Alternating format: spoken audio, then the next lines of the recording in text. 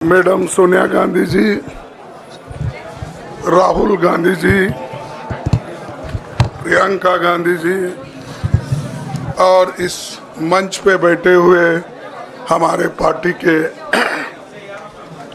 सभी नेतागण, आज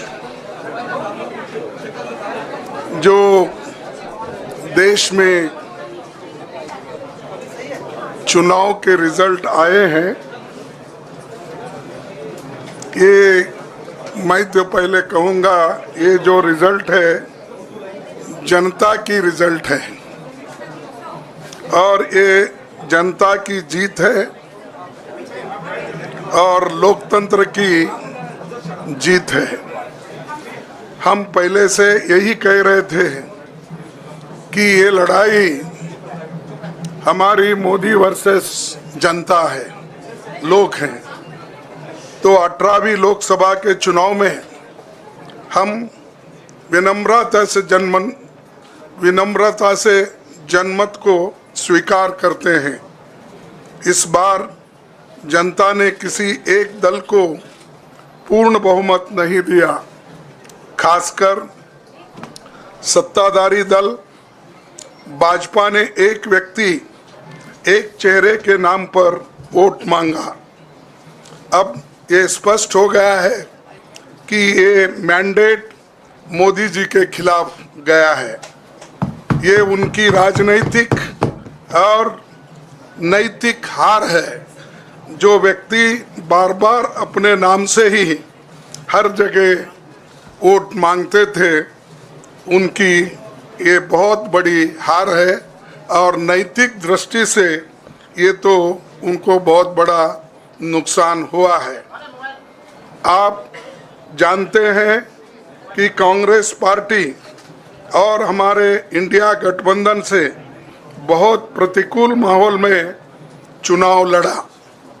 सरकारी मशीनरी ने कदम कदम पर अवरोध डाला, बैंक खाते सीज करने से लेकर तमाम नेताओं के खिलाफ अभियान चलाया।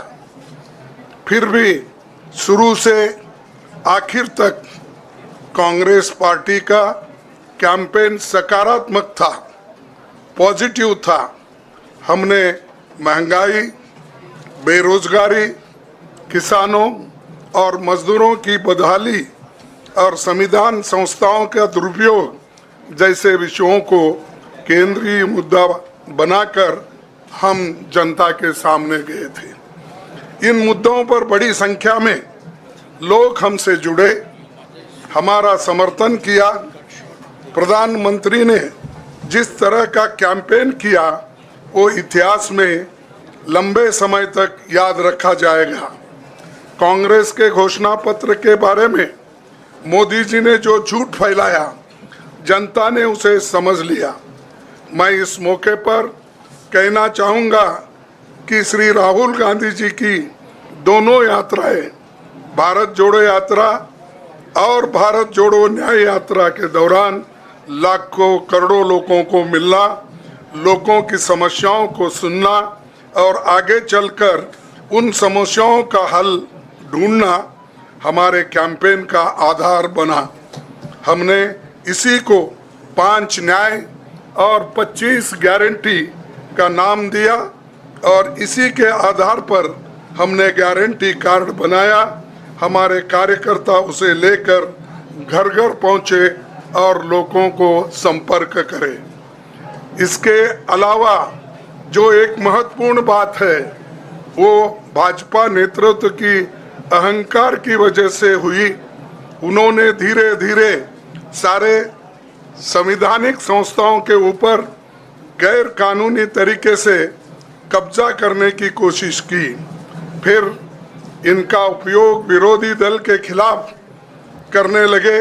जो दब गया उसे दबा के अपने तरफ लिया, जो नहीं दबे उसकी पार्टी को तोड़ दिया, नहीं तो फिर जेल में डाल दिया। लोगों को ये विश्वास हो गया था कि मोदी जी को एक मौका और मिला तो अगला हमला संविधान पर सीधा होगा और लोकतंत्र पर होगा। इसीलिए लोगों को इसके प्रमाण नए संसद सत्र के साथ ही दिखेंगे। खुशी इस बात की है कि भाजपा इस षड्यंत्र में अब सफल नहीं हो पाएगी। मैं इस अवसर पर सीपीपी चेयरपर्सन श्रीमती सोनिया गांधी जी, हमारे लोकप्रिय नेता राहुल गांधी जी, प्रियंका गांधी जी का विशेष मैं धन्यवाद करना चाहता हूं।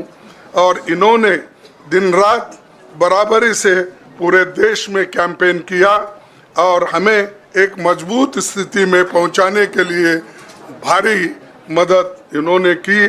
और मैं ये कहूँगा कि इनके वजह से हमको बहुत बड़ा प्रोत्साहन देश में मिला और आज ये स्थिति जो बनी है उनके वजह से बनी। और हमारे करोड़ों कार्यकर्ता जो है देश में, उन्होंने भी हमारा साथ दिया, इसीलिए मैं बहुत बहुत उनको धन्यवाद देता हूं। आखिर मैं इंडिया गठबंधन के अपने सभी साथियों और शुभचिंतकों का धन्यवाद करता हूं। सभी एक साथ मिलकर एक स्वर में रहे, सभी ने मिलकर प्रचार किया और एक दूसरे की मदद की। हमारे हजारों लाखों कार्यकर्ताओं ने अच्छे तालमेल के साथ काम किया। आप सभी का धन्यवाद। अभी हमारी लड़ाई अंजाम तक नहीं पहुंची है। हम सबको आने वाले दिनों में इसी तरह लोगों के अधिकारों के लिए, संविधान की रक्षा के लिए, लोकतंत्र के बचाव के लिए, देश की तरक्की के लिए, सीमाओं पर सुरक्षा के लिए लड़ते रहना चाहेंगे। हमें सुनिश्चित करना होगा कि संसद सुचारू रूप से चले, विपक्ष के मुद्दों को प्राथमिकता मिले, संसद में उन पर बहस हो। आने वाले दिन महत्वपूर्ण होंगे। हम आपसे बात करेंगे जब कभी भी मौका मिले। आप सभी को मेरा धन्यवाद।